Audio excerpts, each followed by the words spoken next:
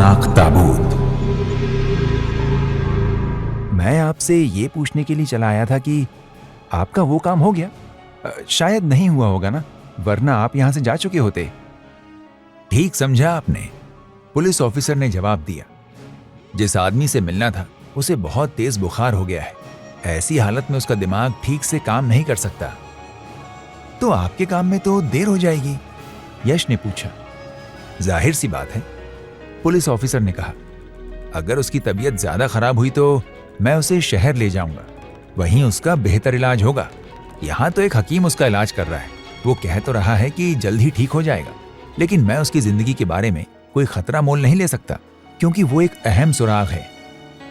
सही सोच रहे हैं आप, एक ही तो आदमी मिला है जो उस कातिल औरत को देख चुका है। यश ने अपना ख्याल जाहिर किया। जी हाँ, पुलिस ऑफिसर ने कहा। मैं फोन पर अपने डिपार्टमेंट को भी इत्तला कर चुका हूं कि मेरी वापसी में देर होने का चांस है। मैं आपकी कामयाबी के लिए प्रार्थना करता हूं, उसने मुस्कुराकर कहा। इसी तरह 2-4 रस्मी बातें करके यश पुलिस चौकी से निकल आया और अमर के घर पहुंच गया। रब्बी अब तक सो चुकी थी। कमल ने बताया कि वो सुबह जल्दी उठ जाती है, इसलिए सोई भी जल्दी है। उसका मिजाज कुछ ऐसा है कि दिन में भी अगर आंख बंद करके लेट जाए तो उसे नींद आ जाती है। चलते फिरते तो नहीं सो जाती? यश ने मुस्कुराकर कहा। नहीं साहब जी, इतना भी नहीं। कमल भी मुस्कुरा पड़ा। कल दिन में अगर बारिश नहीं हुई तो मैं गांव घूमूंगा। अपनी फिल्म के लिए मुझे लोकेशन ढूंढना है। रब्बी मुझे यहाँ की हर चीज के बारे में बता सकती है। अगर तुम लोगों को कोई दिक्कत ना हो तो मैं उसे अपने साथ ले जाऊं। मुझे तो कुछ नहीं साहब जी, बस बाबा से और पूछ लीजिएगा, कमल ने कहा। अभी मैं पुलिस चौकी गया था तो बाबा ने खुद ही रब्बी को मेरे साथ भेज दिया था, उसने बताया। कल भी भेज देंगे, लेकिन वो बड़े हैं ना घर के, उन्हें बताना तो चाहिए। कमल की बात मुनासिब थी। दूसरी सुबह यश के लिए ये अच्छी बात थी कि सूरज पूरी तरह चमक रहा था।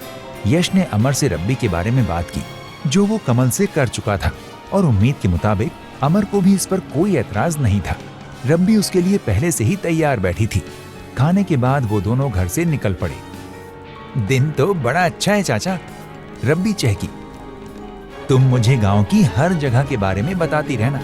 मुझे अपनी फिल्म के लिए कोई अच्छी सी जगह देखनी है। हाँ हाँ, क्यों नहीं चाचू, रब्बी खुश होकर बोली। बाबा ने बताया था मुझे। कैसी जगह बनाओगे आप फिल्म? अभी तो हर तरफ घूम कर देखूंगा। उस खंडहर बनी चौबुर्जी की तरफ भी जाना है किसी वक्त, यश ने उसे बताया। गांव के लोग इधर उधर जाते हुए उन दोनों की तरफ भी देख लेते थे। इन सभी को मालूम हो चुका था कि अमर के घर शहर से कोई मेहमान आया है। रब्बी बड़े शौक से फिल्मों की बात कर रही थी और अपना पसीना भी दुपट्टे से पोंछती जा रही थी। धूप बड़ी तेज थी। खुद यश भी रुमाल हाथ में लिए हुए था और अपने चेहरे पर आने वाले पसीने को साफ करता जा रहा था। यहाँ से दीदी का खेत शुरू हो रहा है चाचू, ये कहते हुए रब्बी एक पगडंडी पर चल पड़ी। खेत में दूर तक सन्नाटा नजर आ रहा था। यश ने दूरबीन आंखों से लगाकर हर तरफ दूर दूर तक देखा। वहां काफी दूर पर उसे पीले कपड़ों में वो खेत में काम करती हुई दिखाई दी, लेकिन दूरबीन के बावजूद भी उसका चेहरा साफ दिखाई नहीं दे रहा था। रब्बी ने बता दिया था कि खेत में काम करने चमेली ही आती है, इसलिए यश ने समझ लिया था कि वो चमेली ही होगी। पगडंडी से हटकर खेत में कदम रखते हुए यश के जूतों में कीचड़ लगने लगी। खेत में कई जगह पेड़ भी थे और ज्यादातर अमरूद के पेड़ थे। मैं अमरूद बहुत खाती हूँ चाचा, रब्बी ने चहक कर बताया। पत्थर मारकर तोड़ती होगी अमरूद, यश ने मुस्कुराकर उससे पूछा। नहीं, मैं तो पेड़ पर चढ़ जाती हूँ चाचा। अच्छा, यश ने तारीफी नजरों से उसे देखते हुए कहा। बातें करते हुए यश का सारा ध्यान चमेली की तरफ था। अब कुछ ही फासला बाकी रह गया था। दूरबीन के बगैर भी वो साफ नजर आने लगी थी। वो खुद भी इन दोनों की तरफ देखने लगी थी। वजह ये थी कि उसके साथ यश था। देखो दीदी, हमारे घर मेहमान आए हैं, रब्बी उसके करीब जाकर बोली।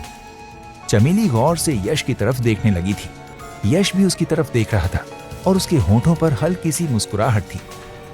चमेली जब छोटी थी तभी यश को अच्छी लगी थी। अब तो वो भरपूर जवान हो गई थी। रंग भी काफी निखर आया था, लेकिन इस समय उसकी हालत ऐसी थी जैसे किसी गंदी जगह पर कमल खिल गया हो। बाल बुरी तरह उलझे हुए थे, चेहरा पसीने में डूबा था, हाथों में तो अच्छी खासी मिट्टी लगी हुई थी। और चेहरे पर मिट्टी के दाग पड़े थे। रब्बी उसे बताने लगी कि वो यहाँ फिल्म बनाने के लिए कोई जगह देखने आए हैं। ऐसा लग रहा था जैसे वो रब्बी की बातें सुन ही नहीं रही हो। वो बोली, रब्बी, आज घर से चली थी तो कुछ पका हुआ नहीं था, ऐसे ही आ गई मैं। जोरों की भूख लगी है, कुछ अमरूद तोड़कर ला देना। अच्छा, तुम चाचा से बात करो, रब्बी ने कहा और दौड़ गई। मैं अभी आई अमरूद लेकर। मैं तुम्हें जानती हूं बाबू। क्या होता है आगे सुनते रहिए सिर्फ ऑडिटेल्स पर।